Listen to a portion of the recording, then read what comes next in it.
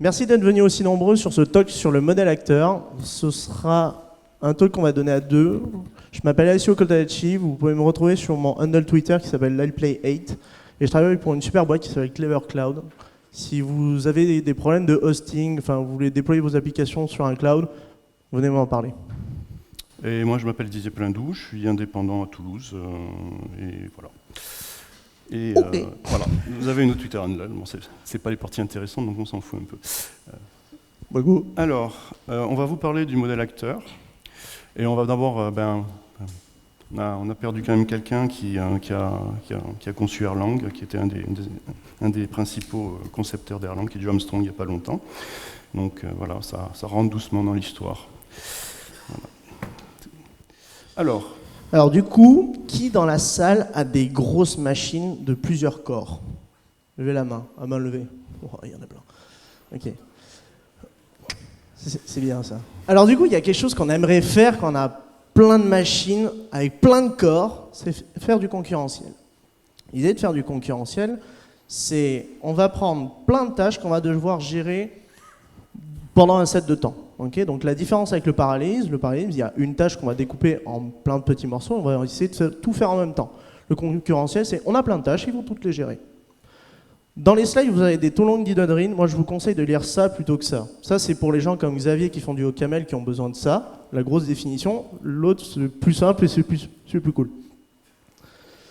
Alors du coup, si on veut écrire du code concurrentiel, il existe plein de choses pour faire ça, qui sont des primitives de concurrence, okay, qui sont l'IMutex, les sémaphores, les spinlock. C'est intéressant comme modèle, le problème c'est que si on veut tester que le code marche, le nombre de tests va approcher les n factoriels. Mettez le nombre que vous voulez, l'important c'est qu'il soit gros. Okay, parce que le seul moyen pour prouver qu'un code concurrentiel va marcher, ce serait d'utiliser de la preuve formelle comme TLA+, fait par l'emport. Du coup, pour pallier à ce problème, ce qu'on a inventé, c'est des calculus. Est-ce que tu peux faire une définition du calculus? C'est un modèle formel sur lequel on va établir un ensemble de lois, et donc ces lois, ça a des lois de réduction, des lois de congruence, etc., pour pouvoir faire des preuves, en fait. Le principe, c'est d'avoir un modèle pour pouvoir abstraire, représenter notre problématique, et ensuite faire des preuves dessus, tout simplement. Enfin, tout simplement, c'est pas si simple, mais bon. C'est compliqué quand même. Hein. Un problème simple, enfin un problème compliqué, c'est dur de le résoudre simplement. Et du coup, on en a plusieurs, qui sont des process calculus qui vont nous aider à écrire du code concurrentiel. Par exemple, là on vous en donne certains, qui sont CSP, et l'autre c'est PiCalculus. CSP, c'est inventé par je sais plus qui, c'est Hoare ou Lamport? Je ne sais plus. Non, il est vivant. Ok. Il me le fait à chaque fois, non? Je sais plus. En plus, il y en a un qui est vivant, l'autre qui est mort, je ne sais plus. Et du coup, dans cette idée-là, c'est qu'on a une syntaxe faite pour exprimer des échanges entre process, qui est dit que là, je vais faire un programme simple, juste pour comprendre à peu près ce que c'est qu'un calculus côté des CSP, et je vais faire un modèle producer-consumer. Truc de base qu'on fait à la fac, on l'a tous fait dans la salle, ou en école d'ingé, pour ceux qui ont fait une école d'ingé, je sais pas. Et du coup, le produceur, donc j'en crée un, je crée une valeur, derrière, j'utilise une syntaxe assez particulière avec des couleurs difficilement discutables, qui sont ce point d'exclamation, qui vont dire que à l'autre entité qui sera le consumer, je lui envoie le message NB. Enfin, je lui envoie un message qui contient la valeur NB. Ensuite, j'incrémente. Et derrière, ici, j'attends indéfiniment.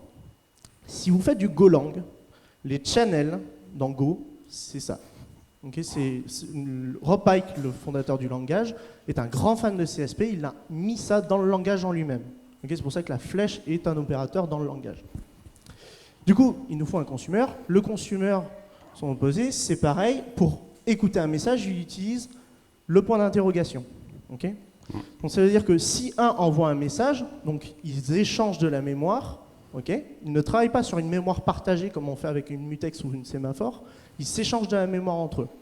Du coup, quand il envoie un message, l'autre attend que l'autre ait consommé le message. C'est comme ça qu'on fait des espèces de points de rendez-vous, des choses comme ça, entre les threads. Parce que là, ce qui peut se passer, c'est que dans un main, je peux lancer avec le syntaxe du calculus, le produceur et le consumer en parallèle directement avec cet opérateur double barre, vertical. Okay, c'est comme si vous faisiez en Go, Go produceur et Go consumer de suite. C'est une syntaxe assez agréable pour pouvoir dire je vais lancer mes deux bouts de code de façon concurrentielle directement. Juste un petit correctif, Ouais. la notion de canal, elle n'est pas claire, hein, parce qu'en fait, ces deux composants, en fait, c'est plutôt une vision agent. Si tu regardes bien, consumer, c'est un agent. Ouais. Et voilà, mais, bon. Mais par contre, si on attaque la partie distribuée, donc d'un côté, on a la concurrence, donc ce qu'on nous a expliqué, et quand on a des gros systèmes multicœurs, à un moment donné, ou des machines différentes, il va falloir aussi distribuer le code. Distribuer le code, ça va consister à le découper et faire en sorte que des tâches ou un ensemble de collaboration entre différentes entités puissent se faire à travers le réseau et en utilisant bien plusieurs CPU, plusieurs corps, parce qu'on en a besoin d'avoir une certaine scalabilité. Et pour cela, en fait, donc, il y a des calculs qui ont été pensés, où là, la notion de canal, en fait, est claire, parce qu'en fait, c'est la deux premières constructions, en fait, c'est le fait de pouvoir émettre, de pouvoir recevoir à travers un canal nommé, qui est notamment X, à ce niveau-là. Et donc, on a un calculus qui va permettre de représenter, et d'un côté, par les deux premières constructions, la notion de communication par l'envoi et la réception de messages à travers un canal nommé. La notion de parallélisme avec P ou Q, c'est-à-dire le fait d'avoir deux programmes qui s'exécutent en parallèle. En parallèle, ça veut dire que d'un point de vue distribution, eh bien, ils peuvent être incarnés sur des cœurs différents. Le calculus ne l'exprime pas, mais l'abstraction peut nous amener à une abstraction de notre problème, nous amène à utiliser cet opérateur d'exécution parallèle. Vous avez ensuite la notion d'un opérateur de création de canal, qui est la quatrième construction, la notion de process infini, donc avec le banc P, et le process qui ne fait rien. Voilà. Et donc avec ça, eh bien, vous êtes capable d'abstraire un ensemble de propriétés et peut-être de les prouver, d'accord. À savoir aussi que le Picalculus repose beaucoup sur ce qu'on appelle la théorie des traces. Mais là, c'est assez compliqué, c'est les barbuds, machin, c'est une horreur. La théorie des traces, c'est très compliqué. Là-dedans, si je comprends bien, j'ai tous mes motifs, enfin tous mes termes qui sont P, Q et R et tout ça, et ça, c'est juste mes règles de grammaire, c'est ça? Ça, c'est les constructions, okay. Ça, c'est le langage. Après, okay, on n'a okay. pas mis les règles de congruence, ouais. Etc. D'accord. Et à droite, j'ai comment ça, sémantiquement, qu'est-ce que ça veut dire? Donc, oui. Un calculus, c'est ça, du coup. Oui. C'est des règles de grammaire, de la sémantique pour comprendre. Ok. Et il y a les règles de congruence, son système déductif. C'est important. Donc ça, c'est assez abstrait. Et bon, nous, on aime bien les choses un peu concrètes. Donc, on va déjà vous poser des questions. Est-ce que vous avez des questions déjà sur ce point de vue? Alors, les breakpoints, vous allez en voir plusieurs dans ce talk. Ils vous permettent de poser des questions sur ce que vous venez de voir jusque-là, uniquement. Okay, donc, vous en avez plusieurs. Et ça vous permet de vous débloquer un peu sur, si vous n'avez pas compris quelque chose. Et sûrement, il y en a d'autres dans la salle. Et des fois, on n'est pas très clair. Est-ce qu'il y a déjà des points de blocage où on peut avancer? Ouais, putain, pourquoi lui? C'est bon? On va dire putain. Est-ce que le CSP, c'est vraiment un calcul? Est-ce que le CSP, c'est vraiment un calculus? Un calculus? Ouais. Ok, merci. Donc, si on fait un petit résumé, on a vu la congruence et la distribution, et en fait, il y a un modèle qui a été donc pondu par Hewitt, qui est le modèle acteur, et donc qui va embrasser ces aspects de concurrence, ces aspects de distribution. C'est ça. Alors ça repose sur une entité qu'on appelle l'acteur. L'acteur. Donc l'idée de l'acteur, c'est vraiment votre unité de computation la plus infinie. Donc si vous faites de la programmation fonctionnelle, ce sont que les fonctions. Okay, vous allez jouer qu'avec des enchaînements en fonctions. Dans le modèle acteur, la seule construction que vous avez, c'est l'acteur en lui-même. Okay, et à partir de ça, on va tout construire. L'acteur, comme dans les calculus qu'on avait vus, il va avoir des opérateurs, ses axiomes et tout ça. Et on va les voir ensemble. Donc le paradigme de base, c'est un acteur. Et on ne pense qu'acteur. Du coup, pensez, là, pour vous donner un petit spoil, l'acteur, c'est comme une entité vivante qui encapsule son état. Et ensuite, pour communiquer avec elle, vous échangez par message. Okay, c'est quelque chose qui est rétroactif et pas proactif. Il ne fera rien si vous ne lui envoyez pas de message. Si vous lui envoyez des messages, il vous répondra. On va rentrer dans les détails. Alors, un acteur va d'abord s'occuper de son anatomie, c'est-à-dire voir un petit peu comment il est. Un acteur, en fait, il faut le voir comme un espace borné dans lequel, en fait, vous allez définir une première chose qui va être une interface. L'interface, grosso modo, c'est le protocole auquel il répond, c'est-à-dire l'ensemble des messages qu'il est capable de traiter et auxquels il va pouvoir répondre, d'accord ? Donc, c'est au sens propre d'interface, si on prend la définition de Smalltalk, etc., eh bien, c'est l'ensemble des messages que vous allez pouvoir traiter. C'est vraiment, Smalltalk, c'est vraiment une notion de message, etc. Donc, on retrouve un petit peu cet aspect-là. L'interface, elle va pouvoir en fait englober deux choses. C'est une première chose qui va s'appeler le comportement, c'est-à-dire grosso modo ce que va faire un acteur, ce qu'il est capable de faire à un instant T, très important, et l'état qui caractérise ce qu'il est en termes de données. D'accord ? Donc on a toujours la dualité entre le programme et la donnée. Là, les deux sont colocalisés et sont protégés d'une certaine façon. Protégés. Ça dépend si c'est du typé ou pas, on est bien d'accord, on ne va pas rentrer dans ce débat. Il y a une interface, c'est l'acteur. Pour pouvoir communiquer, on a besoin d'une boîte aux lettres. Donc là, de suite, on voit qu'une boîte aux lettres, c'est comme chez nous, c'est on pose la lettre, on ne sait pas quand est-ce qu'on va la lire. Donc il y a de suite une barrière asynchrone qui est mise en place entre l'acteur, l'intérieur de l'acteur et le monde extérieur. Et pour pouvoir ensuite interagir avec cet acteur-là, par le truchement de la mailbox, on va avoir l'usage d'une référence qui est la référence vers cet acteur. D'accord ? C'est comme un pointeur. C'est une carte d'identité, quoi. C'est une carte d'identité, et par contre, cette référence, elle a un bon goût, c'est qu'elle est, je fais un peu de teasing, mais d'une certaine façon, elle est sérialisable. Ça, c'est super important. Ça, c'est l'anatomie, et ensuite, comment on fait pour pouvoir communiquer en termes de physiologie? Si quelqu'un a une référence sur cet acteur, donc un autre acteur notamment, par exemple, et qui va envoyer un message, il va passer par le biais de cette référence en disant, avec cette référence, envoie-moi cette enveloppe, donc il y a l'adresse, etc., à travers la référence. La référence va finir dans la mailbox.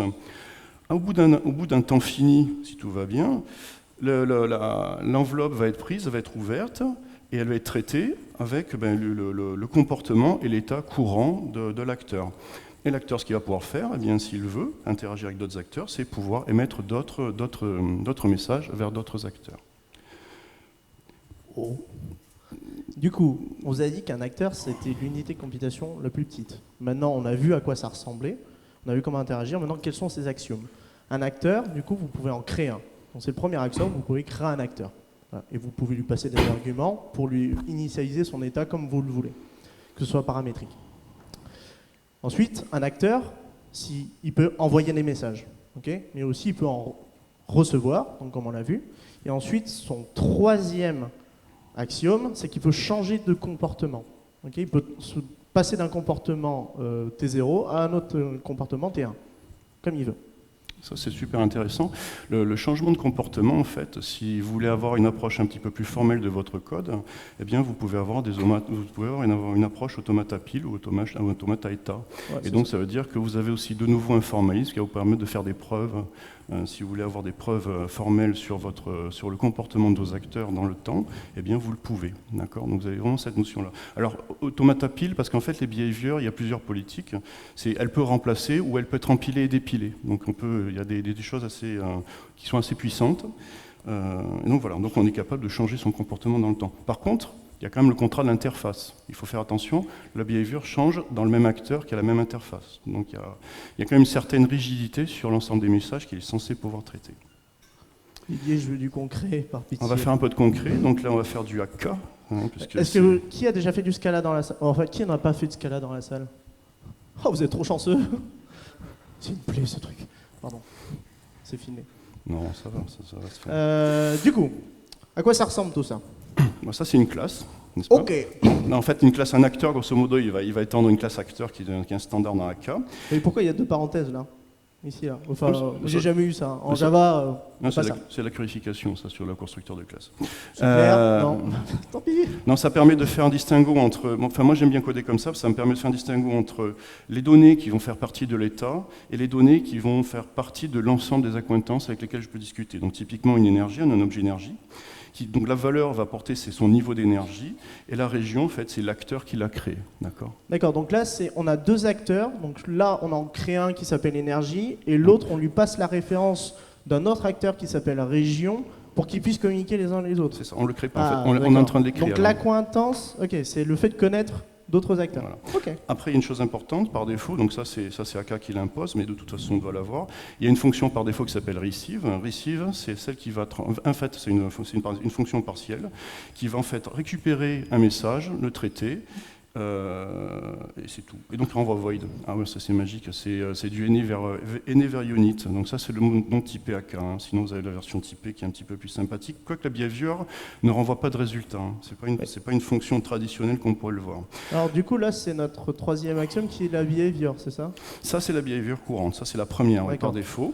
Et vous en avez forcément une par défaut. C'est ça qui AK vous impose, parce que de toute façon vous étendez actor et AK vous impose d'implémenter receive.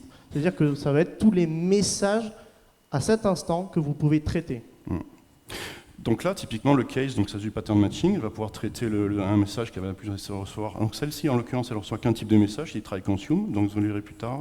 C'est un objet qui est passif et on va pouvoir le consommer ou pas. D'accord. Donc l'axiome de base, la behavior de base, son comportement de base, pardon, c'est de dire, moi je voudrais te consommer. Donc il va recevoir ce message de consommation, il va dire, ok, je prends le message.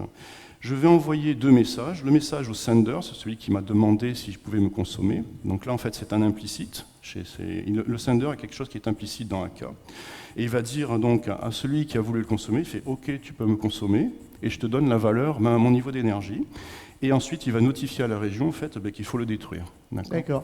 Donc là, on retrouve l'opérateur tel, le point d'exclamation tel que l'on avait dans CSP. En fait, on le retrouve à ce niveau-là. Juste avant. Si vous vous rappelez bien, CSP a la même syntaxe. Et comme AK, ils ne sont pas très inspirés, ils ont repris. Non, c'est une question de commodité. C'est du troll vraiment gratuit, hein. Je suis désolé, mais bon. Et donc là, comme il a été consommé, eh bien, on ne peut pas le consommer deux fois, donc il va falloir changer son comportement. Et là, magique, on va dire, eh bien, le contexte, là aussi c'est un implicite, tu dis au contexte, eh bien, je veux passer en mode consommer. Et consommer, en fait, c'est la behavior qui est juste derrière, et qui, si elle reçoit un message, quel qu'il soit, eh bien, il l'oublie, poubelle, parce qu'en fait, il est déjà consommé, il est en instance de disparaître, et il va bientôt disparaître. Donc, quiconque essaye de le consommer et ne répond pas, enfin, il fait la sourde oreille. Donc, l'autre, l'acteur qui a fait la demande, il n'est pas notifié. D'accord. Il y a vraiment une notion de protocole à mettre en place. Là, le protocole, c'est je prends, je mange, je phagocyte le message, il part à la poubelle, c'est pas grave. C'est parce qu'on l'a défini comme ça. On aurait pu très bien dire, eh bien non, je refuse d'être consommé.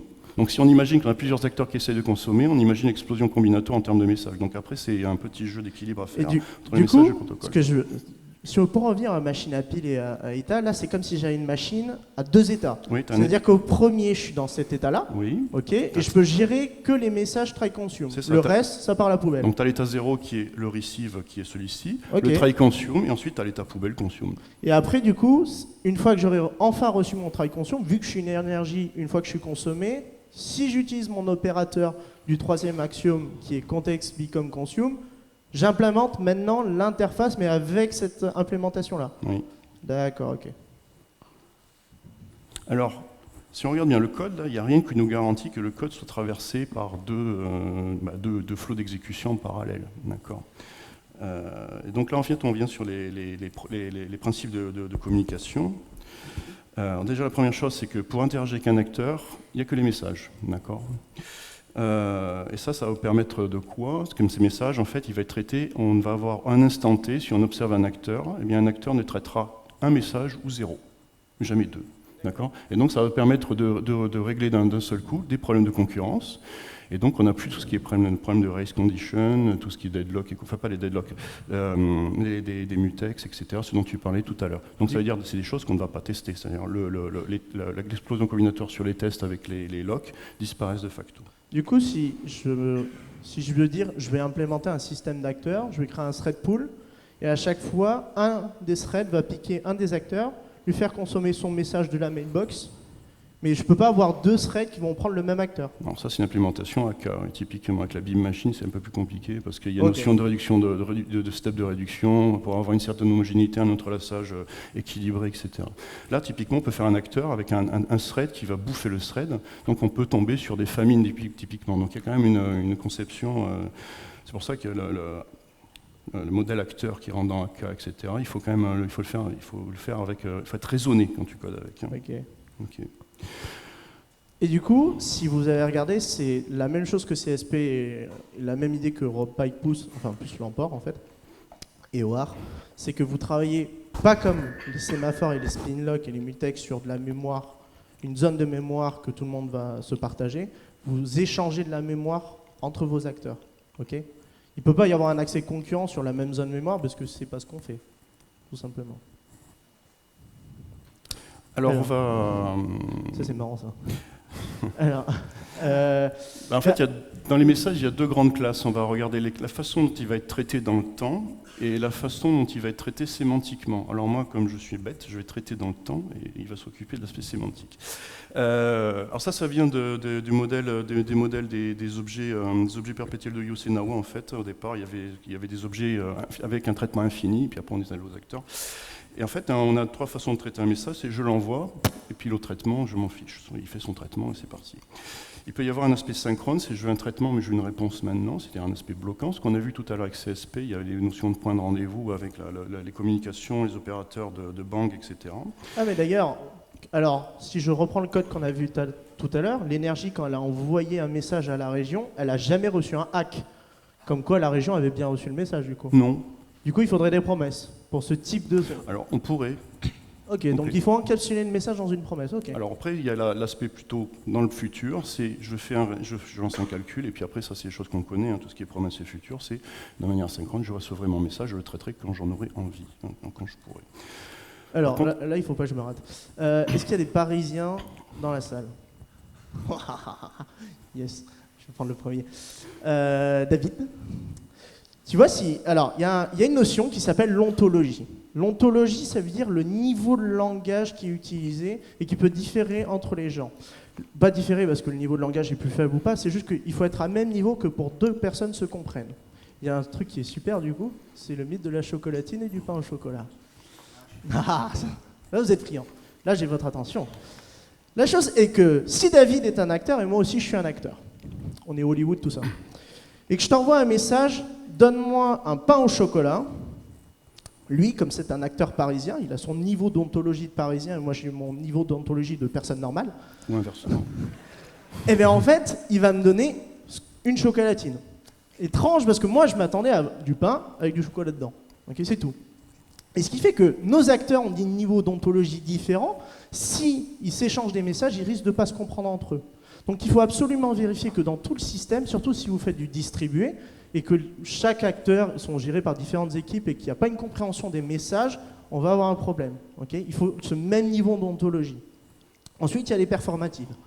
Les performatives, c'est exprimer une idée quand vous allez échanger des messages. Là, on a un truc super que je déteste, c'est HTTP. Les verbes HTTP, si je fais un get, ça peut vouloir dire beaucoup de choses comme pas grand-chose. Okay, l'idée, c'est que l'AFIPA... Pourquoi j'ai mon truc qui marche plus? Non, c'est fait. Mais du coup... bouge pas, c'est bon. Yes, merci. Ah, en fait, il y en a beaucoup moins qu'avant, du coup. L'AFIPA, c'est des gens qui travaillent plus sur le modèle agent. Et le modèle acteur, c'est pour moi un subset du modèle agent. On pourra en discuter en off, si vous voulez, si ça vous intéresse de découvrir en plus le modèle agent. Mais on n'a que 50 minutes. L'org n'a pas voulu nous donner 4 heures. Et du coup, c'est l'idée que je vais rajouter un en-tête sur mes messages pour exprimer vraiment un désir.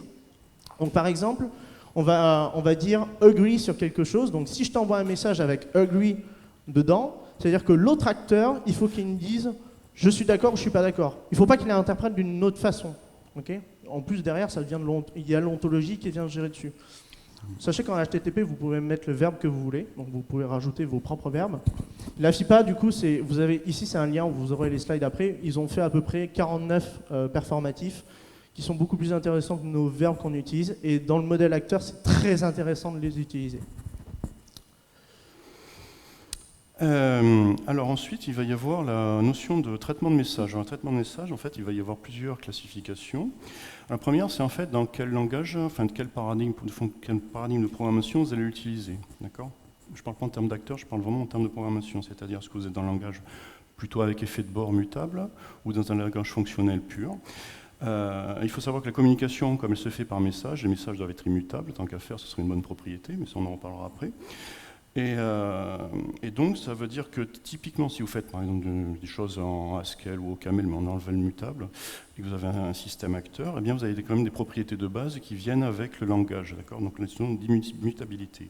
Par contre, si vous venez avec des langages, on va dire, un petit peu plus plus impératif ou objet, où la notion de mutabilité est inhérente au langage, et bien là, il y a des choses auxquelles il va falloir penser, qu'il va falloir interdire, d'accord ? Notamment donc, les messages qui sont mutables, ou essayer de tripatouiller les acteurs de l'intérieur, d'accord ? Essayer d'inverser le système pour faire des choses qui sont contre nature par rapport aux acteurs, d'accord ? Et donc casser les principes de base.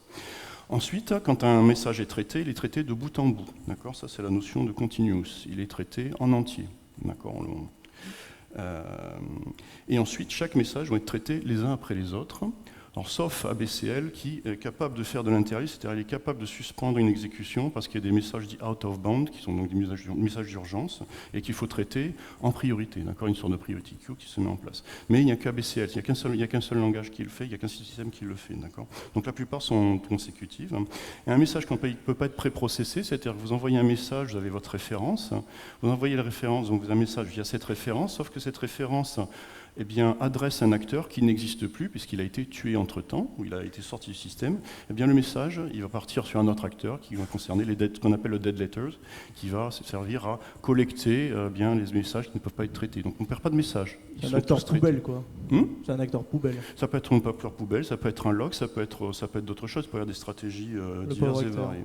Ouais. De toute façon, tu peux changer la behavior du dead letter. Du coup, l'idée... Ah oui, j'étais dans ce moment. La problématique de communication, c'est-à-dire qu'en gros, votre système, ce qu'il peut faire, c'est travailler sur du zéro copie. C'est-à-dire que, vu que vous échangez que des messages, si le sender, il alloue de la mémoire pour créer son message, on ne va pas rallouer de la mémoire derrière dans le queue du receiver, il va faire une espèce de zéro copie, donc comme ça, vous allez moins consommer de mémoire. Maintenant, il y a l'idée de travailler... Pourquoi on doit travailler sur des messages immutables ? Du coup, là, je vais prendre une victime au hasard. J'adore ça. Bonjour. Alors, ce qui fait, tu vas m'écrire un message sur ce bout de papier. Okay, tu vas prendre ça, tu écris juste un mot, parce que la dernière fois, il y a un mec qui m'a fait un poème. Et un mot, s'il te plaît. Donc, je suis un système, je crée un acteur. Pam, il est beau cet acteur. Cet acteur-là, je ne sais pas ce que tu as écrit, mais... cet acteur-là, quand il est créé, son but, c'est d'envoyer un message à un autre acteur de suite. Ce qui fait que c'est assez triste parce que là, mon acteur, il est tout seul. Donc je lui crée un copain. Donne-moi un chiffre. Non, mais un chiffre. Non, mais plus bas, entre 0 et 9, un truc... Entre 1 et 5. Un nombre, oui. Ok. 4. Gauche ou droite ou avant ? Droite. Ah, mais c'est relou. 1, 2. Je vais remonter. 4. Ah ouais, mais non, il est relou. Du coup, je crée un autre acteur. T'as un copain. C'est moins triste. Il a un ami. Donc, tu as reçu directement ce message. Ok. Et ce qui va se passer... Donc, attends. C'est que... Attends, deux minutes, c'est galère. Parce que j'ai pas un micro-tête. C'est que tu vas le lire... Vas-y. Non, juste lis-le. Lis-le. Ah. Ben non. Ben non, c'est croissante. J'ai rajouté un E. Ce qui s'est passé en fait, c'est que je t'ai pas dit, mais il y a un autre acteur qui a, du coup, je reviens là-bas, t'inquiète, qui a échangé le message, ok, donc le message, s'il était mutable, il aurait pu le modifier, et en fait, on va avoir un gros problème parce que lui va se retrouver avec un message qui n'était pas du tout ce que le premier acteur lui avait envoyé. C'est pour ça que dans un système, vous êtes obligé de travailler avec des messages immutables. Vous n'avez pas le choix. Oh, voilà, c'était marrant. L'accointance, on vous en a parlé tout à l'heure, c'est l'idée qu'un acteur ne peut communiquer qu'avec des gens qu'il connaît. D'autres acteurs. Avec d'autres acteurs. Ouais. Alors vous pouvez me dire, oui, mais d'accord, mais si j'ai plein d'acteurs sur mon système, je vais faire comment pour qu'ils parlent à tout le monde? C'est comme nos microservices, quand ils doivent se parler les uns les autres, on fait des espèces de services discovery. Là, ce qu'on pourrait faire, c'est créer un acteur qui sert de registry. Tous les acteurs, à chaque fois qu'ils se créent, ils s'enregistrent chez cet acteur-là. Et ensuite, s'ils veulent parler à quelqu'un, ils vont envoyer un message d'abord à cet acteur, dire qui est machin, et derrière, ils vont avoir son acteur référence. Ça existe, ça s'appelle le réceptionniste. Ah oui, comme à l'hôtel. Ouais, ça s'appelle réceptionniste. Et ensuite, il y a le truc du non déterministe, qui fait que, c'est malheureux à dire, mais les systèmes d'acteurs, c'est pas marqué dans les papiers qui expliquent ce modèle-là si votre modèle doit être déterministe ou non, c'est Enfin, sur le papier, c'est marqué que c'est non déterministe, c'est-à-dire que vous allez traiter les messages dans l'ordre. Il n'y a pas vraiment d'ordre, en fait, c'est pas vraiment expliqué. C'est comme de l'UDP. C'est une gestion datagramme plutôt que quand tu fais des sockets TCP, c'est quoi déjà? Ok, on ne sait pas, on avance. Ensuite, il y a la notion d'adresse. On vous a dit qu'il y a une acteur référence, mais des fois, les systèmes d'acteurs, vos frameworks, vous rajoutent une nouvelle fonctionnalité qui est très intéressante, qui sont l'adresse. Ça sert à cacher plein d'acteurs derrière un même path. Okay, donc il y a une MN relation. Et donc là, vous avez votre path, et derrière, il y a plusieurs acteurs qui sont capables de répondre à ça. Oh, on commence à voir un load balancer qui commence à apparaître directement dans le système. C'est assez fou quand même. Hein. Et du coup, n'importe lequel de ces acteurs peut traiter le message. Et ensuite, vous pouvez avoir une grappe d'acteurs en dessous, donc c'est comme un tri. Alors on va enfoncer le clou.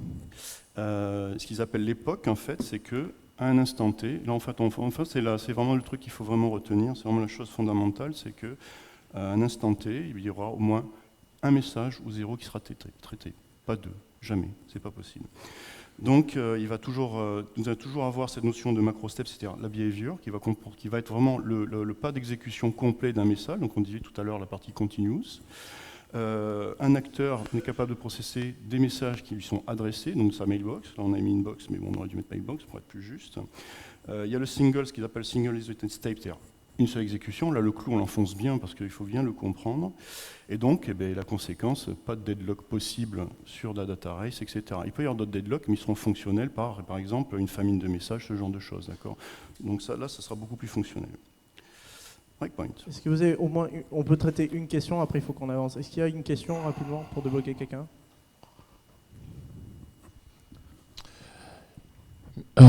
Est-ce que si je résume ce que vous venez de dire en disant qu'en fait un acteur c'est un objet auquel j'ai rajouté une mailbox et qui lit qu'un seul message à la fois, est-ce que ça résume bien ce que vous venez de dire ou pas? Il en manque, mais le départ c'est ça, oui. Le départ, c'est ça. Parce que dans l'objet, tu vas avoir quand même beaucoup plus de choses qui sont associées à l'objet, l'héritage et des choses comme ça, choses qui ne sont pas marquées dans le modèle, si tu veux. Mais en fait, tu pourrais implémenter le modèle acteur avec un langage objet. Ils l'ont fait avec des objectifs, en fait, au départ. Les objectifs, en fait, c'est des objets qui ont leur propre thread et qui tournent constamment. En fait, ils ont une queue d'événements et ils la consomment. Ça, c'est une vision que l'on a. On a dû tout le faire, ce pattern, hein, une journée, un jour ou l'autre. La notion d'acteur arrive parce que tu peux avoir des optimisations sur l'utilisation des threads avec du work skilling et compagnie, ça dépend après de comment tu veux l'utiliser. Donc ils arrivent quand même avec des notions de stratégie quand même beaucoup plus poussées. Et surtout la chose importante, c'est qu'il y a vraiment cette notion de comportement qu'on puisse changer dans le temps. Donc ça, si tu veux le faire avec des classes, c'est un petit peu plus compliqué en fait. Tu n'as pas cette notion-là. Ton objet va répondre à un ensemble de messages qui va te représenter l'ensemble des méthodes, mais tu ne pourras pas dire à un instant T, ou alors si, difficilement, tu vas dire dans cette méthode, je vais répondre à une exception parce que je suis par rapport à mon automate d'état, je suis dans l'état où je dois répondre ça. D'accord, il y a une subtilité, et donc il permet de prendre cette dimension supplémentaire. Du coup, la démo. Alors, pendant qu'il avance, juste, vous avez tous joué à Agar.io ou pas? Levez la main. Non, quand même. Non, gardez la main juste si vous avez joué au boulot, que je me sente moins seul. Je vous reconnais. Agar.io, c'est un jeu, du coup, comme vous avez vu, il y avait plein de cercles et tout ça. Donc en fait, ce sont des joueurs qui vont manger des énergies.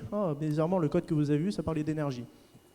Et qui, plus ils mangent d'énergie, plus ils deviennent gros. Et pour gagner, on mange des autres joueurs. Donc il faut être plus gros que les autres joueurs. Okay, donc on commence à voir plein d'entités qui sont toutes indépendantes, qui sont les joueurs et les énergies. Donc en fait, on va représenter ça que par des acteurs. Et derrière, il y aura plein d'accès concurrentiels parce que peut-être que deux joueurs vont essayer de consommer la même énergie. Et du coup, il y aura un accès concurrentiel là-dessus. Et nous, si on le gère avec le modèle acteur, on n'a plus besoin de se gérer des mutex ou des sémaphores, des choses comme ça. Donc en fait, le jeu est rendu simple. Le jeu peut laguer si on a beaucoup de joueurs parce que c'est écrit en Scala. Et on a une preuve comme quoi Scala ça marche pas du coup. Donc pour faire ça... Donc on est très nul en Scala aussi. Donc on a juste une preuve qu'on est très nul en Scala. Enfin, je suis très nul en Scala. Je peux pas parler au nom de Didier. Alors, du coup, chaque entité ici que vous avez, les cercles sont des joueurs et donc sont que des acteurs. Et derrière, du coup, ces petits carrés qui mangent sont des cellules. Donc c'est exactement ça. Donc c'est fait en 3D parce que la 2D c'est chiant et c'est plus facile de faire du FreeJS. Pour ceux qui se demandent en quoi c'est fait, c'est du FreeJS. Et vous voyez que par exemple celui-là, là, il est assez gros, ça veut dire qu'il a bouffé beaucoup de joueurs. Du coup, on regarde un peu rapidement le code parce qu'il faudra avancer. C'est très joli. Mais le code est disponible sur GitHub, donc si vous voulez regarder en détail à quoi ça ressemble. Donc là, il faut savoir qu'il y a grosso modo, il n'y a qu'une seule runtime qui tourne. C'est important à savoir. Donc là, on tourne en autarcie complète. Du coup, on peut montrer le Mermaid ou pas? Laquelle? Mermaid. Oh, là, j'ai pas ouvert Mermaid, dis donc. Est-ce que tu arrives à le faire rapidement? Avec Chrome, je sais pas, bien sûr, évidemment. Attends. Bon, déjà, il faut que j'aille chercher Mermaid.js. Faire des recherches. Hein? C'est pas beau ça. Sur quoi tu vas tomber? Gitbook. Cherche éditeur online. Non, mais on va le trouver sur GitHub. Ok. Arrête ça de suite et cherche éditeur online. Putain, mais pourquoi il m'ouvre des trucs? Mais pourquoi tu as ouvert Yahoo? Mais qui fait ça? Oh putain, mais va là. Oh mais c'est... Je sais pas lire. Ah, c'est lui, c'est bon. Regarde. Cherche ça, voilà. Merci. C'est Yahoo qui a été ouvert? Maintenant, tu m'enlèves. Non, mais t'as de me donner des ordres. Hein. Oui, bah là... Moi, les gens qui utilisent Yahoo, je sais plus trop quoi en penser. Hein. Ah, mais moi, j'ouvre jamais... J'avais beaucoup... Ah, continue. J'ouvre jamais Chrome, moi. Pourquoi on lui a donné le micro-tête? Parce que je suis gauche. Voilà, en gros, ça c'est une syntaxe Mermaid. C'est juste pour vous dire que le modèle acteur peut aller beaucoup plus loin. C'est-à-dire que comme tout peut est message, en fait, on peut largement utiliser les diagrammes de séquence UML pour fixer nos protocoles. C'est-à-dire que ici, chacune des entités est un acteur, ici, et on matérialise notre protocole avec le diagramme de séquence. Donc chaque flèche, je ne sais pas comment on appelle ça, je ne fais pas de UML. Mais en gros, ici, ce sont que des échanges de messages. Bon, là, donc c'est assez puissant quand vous êtes en équipe et que vous travaillez sur un système d'acteurs de poser les bases très rapidement en définissant chacun tous le protocole qui vont être utilisés entre les agents. Il manque quand même une dimension, c'est la notion d'état de chaque acteur. Hein. C'est le système un peu plus complexe. Mais ça, c'est la faiblesse du ML, on peut rien y faire. S'ils avaient fait un truc plus costaud... On en reparlera plus tard. C'est bon, je peux l'enlever? Oh, c'est du bashing sur bashing, c'est horrible. Mais pourquoi Yahoo? Du coup, est-ce que tu peux... On fait quoi en fait? On monte du code je crois qu'en termes de temps, ça commence à être un peu short. Ça va être un peu compliqué. Donc là, on a vu la notion d'acteur qui tournait dans une runtime, et on a dit que ça s'embrasse la communication, donc la concurrence. On n'a pas vu la distribution. Et donc là, en fait, c'est là où le modèle acteur prend toute son essence, c'est qu'en fait, il embrasse aussi la notion de distribution. Donc, on va pouvoir entrer dans la notion de système où un ensemble d'acteurs vont pouvoir être répartis sur plusieurs machines et pouvoir communiquer entre eux. Okay. Et du coup, pour le système... Oh, pas ça. Non, passe. On va le faire. Oui, on a skippé des slides. Et il faut avancer. En gros, le problème, c'est que maintenant, on vous a dit... On a géré le parti concurrentiel. Alors, vous pourriez me dire, c'est gentil, mais votre talk, c'était sur deux choses. C'était le modèle distribué aussi. Le modèle distribué vient built-in avec le système acteur, et notamment avec AK. Donc, en gros, le problème est que si je fais... Donc, l'idée, c'est que sur un jeu vidéo... Si j'ai beaucoup d'éléments, il faut que je répartisse la charge. On utilise un pattern du monde du jeu vidéo très classique qui s'appelle le Map-Centric Game Server, qui fait que je vais découper le jeu en deux régions, okay, et chaque nœud va s'occuper juste des joueurs qui sont sur sa région. Le problème est quand vous êtes au bord, okay, et du coup, il faut que le joueur, ici Laurie, puisse parler à Pologne et Sweden, okay, sachant qu'ils sont sur d'autres nœuds du cluster. Donc il faut qu'ils se voient, en plus puissent interagir alors que ces deux acteurs, cet acteur-là n'est pas sur le même système que les autres. Là, c'est complexe. Du coup, mais avec le modèle acteur, ça se fait assez facilement. Ouais, voilà. Donc, en gros, il faut qu'il les voit. Il faut qu'en plus, ils puissent bouger. Donc, c'est-à-dire qu'il faut qu'on soit capable de prendre un acteur et le bouger sur un autre nœud, et donc sur un autre système. Certaine mobilité, oui. Du coup, comment on fait ça? Alors déjà, ça va reposer sur quelque chose qui est assez important. Donc, je vous ai parlé tout à l'heure de la notion de référence. En fait, la notion de référence, c'est ce qu'on appelle une propriété qui est transparence géographique, on va dire, location, transparence géographique. C'est-à-dire qu'il va y avoir une existence globale. Si vous avez une référence que vous allez créer quand vous allez créer un acteur, sa référence va être locale au système, mais du moment où si vous envoyez cette référence à travers un autre message à un autre acteur, et si cet autre acteur tourne dans un autre système, sa référence en fait devenir globale pour qu'on puisse en fait rediscuter avec la référence de l'acteur créé. Je ne sais pas si je suis très clair. Et donc du coup, eh bien, vous avez grosso modo, vous avez c'est comme si vous avez des pointeurs élastiques, c'est-à-dire que vous tirez et vous pouvez toujours revenir vers l'acteur d'origine que la référence en fait représente, d'accord ? Et ça vient avec le système. Donc ça veut dire que cette notion de transparence, elle est globale et elle est automatique. Vous ne vous en occupez pas, vous ne gérez pas. Ça fait partie du système, d'accord ? Du coup, là, en fait, ce qu'on va faire, c'est la même chose, mais par contre, maintenant, on va lancer 2 nœuds qui vont monter en cluster, et donc il va y avoir 2 régions, et avec donc l'ensemble d'acteurs qui vont discuter entre eux pour pouvoir se manger. En gros, on va lancer 2 JVM, donc 2 instances de système, chaque système sur chacune des JVM. Bon, parce qu'on n'a pas plusieurs nœuds AWS, et là, rentrer ça sur un talk de 50 minutes, c'est compliqué. Donc on va juste lancer 2 JVM complètement indépendantes, et ce seront chacune 2 régions. Eurasia. Donc ils s'attendent juste chacun des systèmes. Merde, non, pas lui. Python, c'est pas la peine, je peux le relancer. On va attendre que les systèmes. Donc ils sont en train de monter le cluster mode. Le mode cluster est déjà built-in dans AK. C'est-à-dire que si vous avez des acteurs qui s'échangent des messages et qu'ils ont l'acteur référence, mais ils ne sont pas sur le même nœud, eh bien, AK va directement véhiculer les messages pour vous, en fait. C'est assez intéressant parce que sinon, dans les microservices qu'on utilise dans nos archives aujourd'hui, toute la partie réseau, c'est à vous de vous la palucher. Là, tout ce qu'on pourrait se dire, c'est que les acteurs, ils vont libéralement, enfin, le système gère tout pour vous, si vous voulez. C'est assez intéressant. Alors là, à ce niveau-là, en fait, si on regarde bien, il y a un truc intéressant, c'est qu'il y a une région, il y a un overlap sur les 2 régions, et en fait, on va voir les acteurs passent d'une région vers l'autre, et en fait, ils vont changer de... Comment ils changent de couleur. Voilà, en fait, on va les voir. Normalement, ils sont changés de forme et de couleur. Si on prend lui, je crois qu'ils... Ouais, là, on les voit. Donc, en fait, ils sont en train de passer d'un cluster à l'autre de manière totalement transparente, et le système continue à fonctionner de manière transparente. Donc, ça veut dire que sur cet overlap, chaque acteur qui est représenté physiquement sur un cluster, il va avoir une représentation virtuelle de l'autre côté, et donc il y a une maintenance de cohérence qui est optimiste bien sûr entre les deux, et après on procède par de la migration 5 minutes, par de la migration entre clusters, donc ça on le voit par effet de couleur. Donc cet aspect-là en fait ne nous a pas demandé beaucoup de travail, si ce n'est la notion d'événements virtuels, qui est une réification des événements de base pour pouvoir gérer les objets virtuels et ensuite pouvoir les traiter. Ça c'est un choix d'implémentation. Du coup juste on utilise la puissance de l'acteur référence. 5 non, minutes. on n'utilise pas. Si tu passes, t'as pas le temps. Alors, comme on a des messages, on peut faire des choses intéressantes, c'est-à-dire qu'on peut commencer à avoir des approches event sourcing, c'est-à-dire on peut essayer de récolter ces messages-là et de faire du rejeu, d'accord ? Bon, ça a un certain coût, mais ça c'est quelque chose qui est faisable. Donc ça peut se faire à travers des systèmes comme AK Persistence, etc., ça c'est de la tuyauterie, mais par contre ça repose aussi sur quelque chose qui est inhérent au message, c'est la sérialisation, c'est-à-dire un message par définition il doit être sérialisable. Oui, en plus je me souviens que tu avais dit que l'acteur référence peut être sérialisé, donc c'est-à-dire oui, que si mon service s'arrête et que j'avais sérialisé son état, je peux retrouver mon même acteur au même état avant. A priori, c'est faisable. Du coup, on roll back au même état que on s'était arrêté à cause d'un crash sur le serveur. Si on collecte tous les messages, oui, ça veut dire qu'en fait, les messages, il doit y avoir quand même une sorte d'écho pour qu'on puisse les collecter, etc., ou que chaque acteur stocke son message. Il y a quand même de la tuyauterie à mettre en place. Évidemment, tout ça, ça repose sur ce que je disais tout à l'heure, c'est de l'optimisme, c'est de la consistance, eventually consistency. Et parfois, les messages peuvent être garantis, ça va dépendre du système. Le message, on peut le recevoir 0 ou 1 fois, c'est marqué dans la spec, donc on peut peut-être le perdre. Et après aussi, le fait que vous êtes en mode cluster, vous doutez bien que les messages ils sont véhiculés à un moment par le réseau, vous n'êtes pas sûr de les envoyer.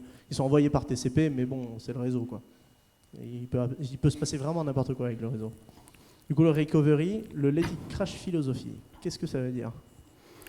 Mais ça veut dire que si un acteur n'arrive pas à traiter un message, eh bien on peut très bien décider de le zigouiller pour en mettre un autre, typiquement.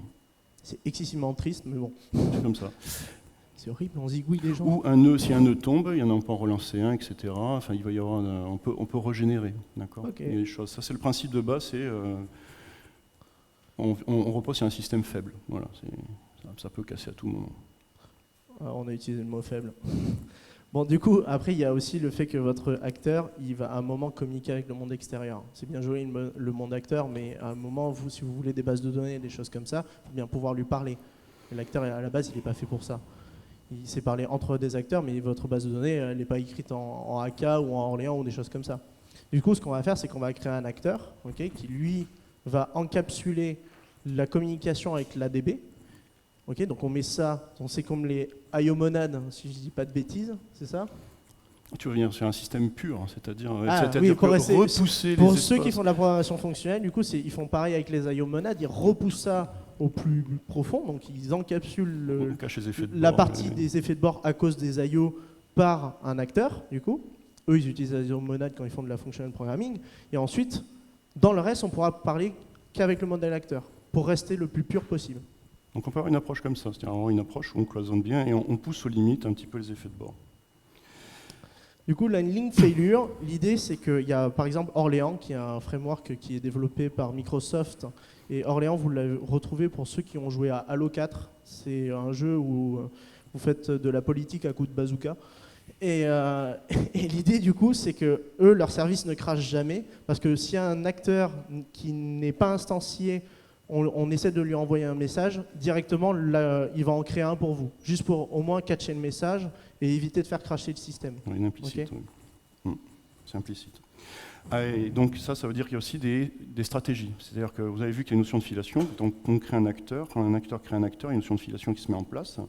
Et ces acteurs-là, on peut mettre une notion de supervision. C'est-à-dire que si un acteur n'arrive pas à traiter un message, eh bien il va faire une chose, c'est qu'il va dire j'envoie un message à mon père, parce que moi je ne sais pas le faire, je ne sais pas le traiter. Et lui, il va prendre la décision de faire quelque chose. Ce quelque chose, ça veut dire tu t'en vas, je recrée un autre. Tu réessayes, ou alors je ne sais pas quoi faire, donc j'escalade. D'accord ? Donc ça peut escalader. Ça rejoint le problème des exceptions qui remontent sur les flots d'exécution, sauf que là, ça traverse le système d'acteurs. D'accord ? À cela, en fait, sur les acteurs, il y a tout un ensemble de choses qui ont été définies, donc tout ce qui est ACA-Stream, etc., mais aussi, par exemple, des frameworks de microservices comme la GOM. Ça repose vraiment sur les acteurs ACA. Par contre, on ne les voit pas, c'est caché. En fait, si on regarde, ce qu'on cherche à avoir quand on fait des modèles distribués, c'est déjà être distribué, c'est pas mal.